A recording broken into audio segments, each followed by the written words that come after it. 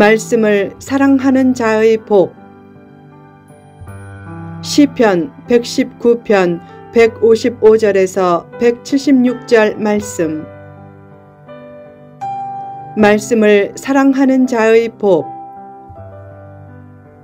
시편 119편은 저자가 기록되지 않았지만 보통 다윗의 시로 여겨진다.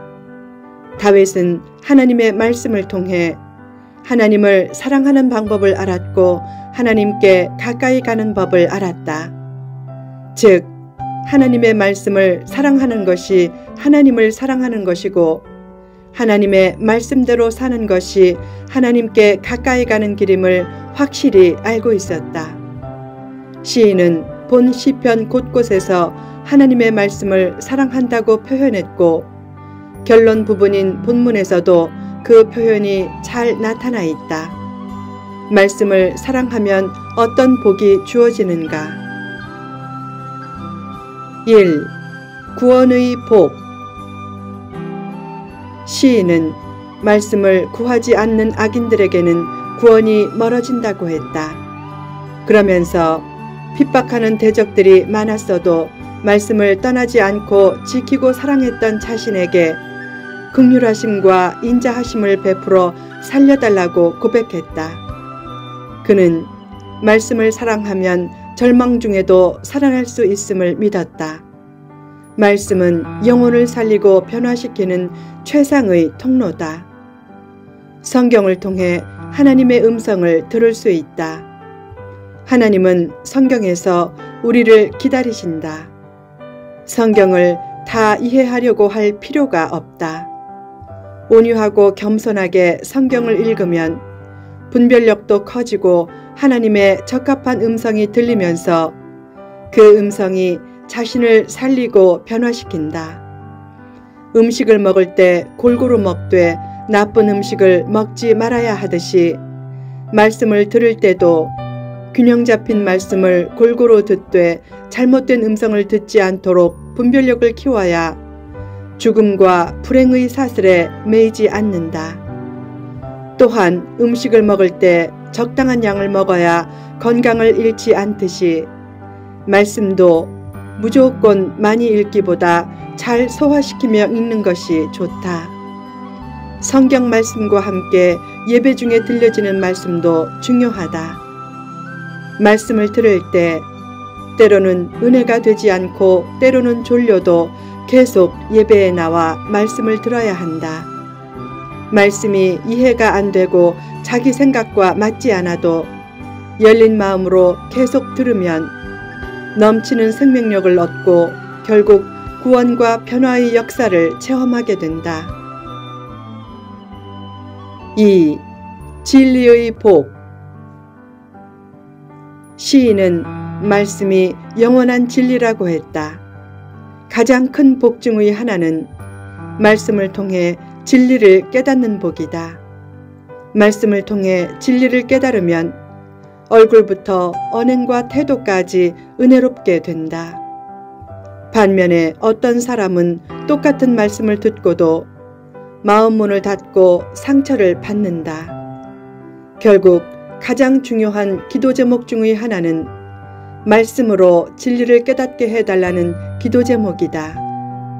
양떼는 목자가 전하는 말씀을 통해 진리를 깨닫고 은혜를 받으면서 힘이 나고 목자는 양떼가 말씀을 통해 진리를 깨닫고 은혜를 받는 모습을 보면서 힘이 난다.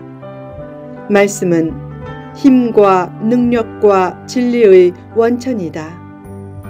어떤 사람은 어렵고 특이하고 괴상하게 살아야 진리를 통달하는 줄 안다. 가정과 일터를 외면하며 수시로 기도원에 가고 금식 기도를 자주 한다고 자랑하고 매일 철야 기도를 한다고 내세우고 거룩하게 살려고 몇 년간 배우자와 동침하지 않았다고 하는 사람은 진리를 깨달은 사람이기라기보다는 대개 마음이 병든 사람이다. 성경은 그런 영적 영웅심의 삶을 전혀 지지하지 않는다. 진리를 깨달은 삶은 신기하거나 특이하거나 괴상한 삶이 아니라 하나님이 기뻐하시는 정상적인 삶이다. 자기 공로로는 진리에 도달하기는커녕 자기 인간성조차 변화시키지 못함을 너무나 늦게 깨닫기에 불행하게 되는 것이다. 자기 공로로 인한 인간성 변화는 헛된 꿈이다. 사람은 자기 공로로 진리에 도달하려고 신령한 행동들을 벌인 후 곧 감기와 관절염으로 고생하는 존재다. 진리를 깨달으려면 모조품적인 삶을 버리고 좀 더 솔직해지고 말씀 앞에서 적나라하게 되려고 하라.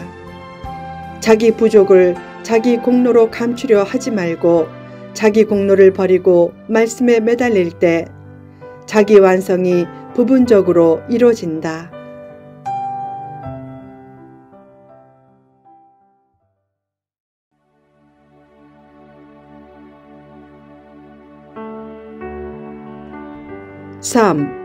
평안의 복.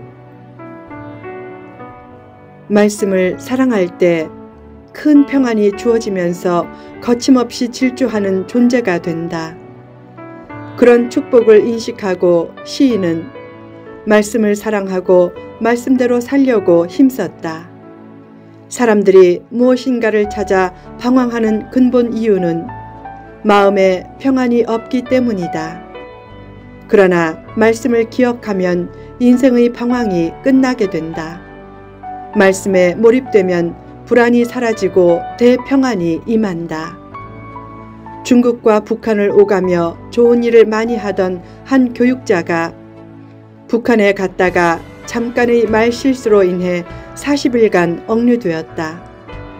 그는 빈방에서 홀로 책도 읽지 못하게 되었고 성경책도 빼앗겼다.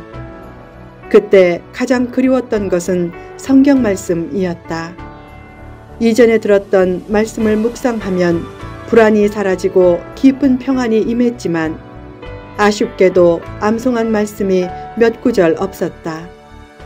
또한 찬송도 몇 곡밖에 생각나지 않아서 생각나는 말씀과 찬송만 계속 외우고 부르면서 불안을 이겨냈다고 한다. 어떤 사람은 좋아하는 성경 말씀을 수첩에 적은 후 자꾸 읽고 외웠다. 누군가 왜 그렇게 하느냐고 묻자 그는 나이가 들어서 언젠가 눈이 어두워져 성경을 못 보게 될 때를 위해 미리 암송하는 것이라고 했다. 또한 죽을 때 다른 기억은 다 잃어도 성경 말씀에 대한 기억은 남아야 하니까 성경 말씀을 암송한다고 했다. 말씀을 가까이 하면 가장 두려운 일인 죽음을 앞두고도 평안의 노래를 부를 수 있다. 4. 응답의 복. 시인은 말씀을 사랑하는 자신의 간절한 기도가 응답되고 말씀의 약속대로 자신을 깨닫게 하고 구원해 달라고 기도했다. 그는 말씀과 기도가 병행된 삶을 살았다. 또한 말씀에 마음이 열려있고 깨달음과 감동이 있다면 그 영혼은 살아있는 것이기에 시인은 말씀을 통해 깨달음을 달라고 기도했다. 말씀을 보고 들을 때마다 감동이 있게 해달라고 기도하면 그 기도는 어떤 기도보다 속히 응답되고 동시에 영혼에 어둠과 이끼가 없게 된다. 기도하면서 말씀에 대한 열린 마음이 준비되면 기도 제목에 대한 구체적이고 실제적인 응답도 따라오게 된다. 믿음의 크기와 특성은 생각과 관심이 어디에 있고 어떤 소원을 가지고 있느냐를 보면 대략 알 수 있다. 열심히 봉사하고 기도해도 그 봉사와 기도의 목적이 인간적인 것을 위한 것이라면 복된 모습이 아니다.